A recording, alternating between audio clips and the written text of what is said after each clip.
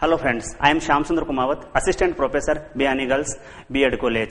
Welcome you all on behalf of Guru KPU. Today I will going to deliver a lecture on sampling. बटलोई में पकते हुए चावल को देख करके ये कहा जा सकता है कि समस्त चावल पके हैं या नहीं पके हैं। ठीक उसी प्रकार से मानव व्यवहार को देख करके ये कहा जा सकता है कि उसमें ईमानदारी है या बेईमानी है, जबकि वह सैकड़ों या हजारों व्यवहार करता है। ठीक उसी प्रकार से स्नोफीलिया के परीक्षण हेतु रक्त की 2 या 4 बूंदे लेकर के और खून में स्नोफीलिया का प्रतिशत ज्ञात किया जा सकता है। ठीक उसी प्रकार से खेत में नमकीनपन है या खारापन है, उसमें से कुछ मिट्टी लेकर के परखा जा सकता है कि उसमें नमकीनपन है या खारापन है।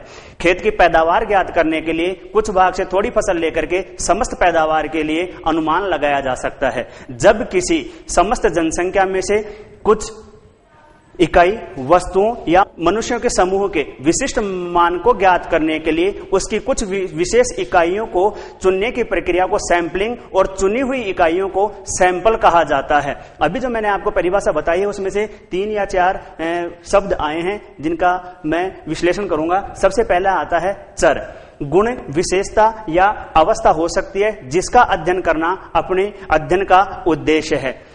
जैसे चावल के पकने की कम पके हैं या ज्यादा पके हैं, यह चर है। ज्यादा पकने या कम पकने की अवस्था को चर कहा जाता है। यह विशेष अवस्था या गुण को दर्शाता है। ठीक उसी प्रकार से मानव व्यवहार में ईमानदारी या बेईमानी चर को दर्शाता है। ठीक उसी प्रकार से स्नोफीलिया अर्थात खून में स्नोफीलिया का कितना प्रतिशत है, यह चर को दर्शाता है कि ज्यादा है या कम है।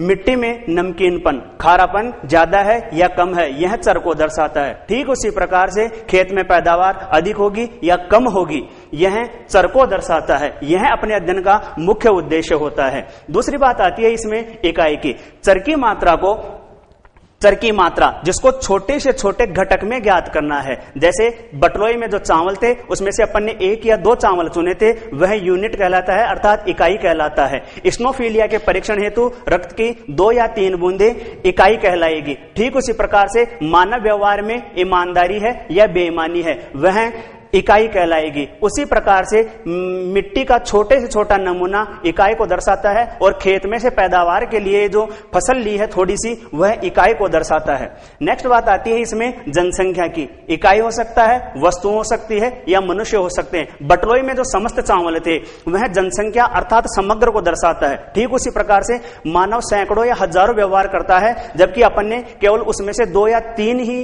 इकाइयों का चयन किया है। समस्त व्यवहार जनसंख्या कहलाएगी। समस्त जो मिट्टी का जो क्षेत्र है वह जनसंख्या कहलाएगी। ठीक उसी प्रकार से समस्त पैदावार जनसंख्या कहलाती है। और लास्ट बात आती है इसमें न्यायादर्श।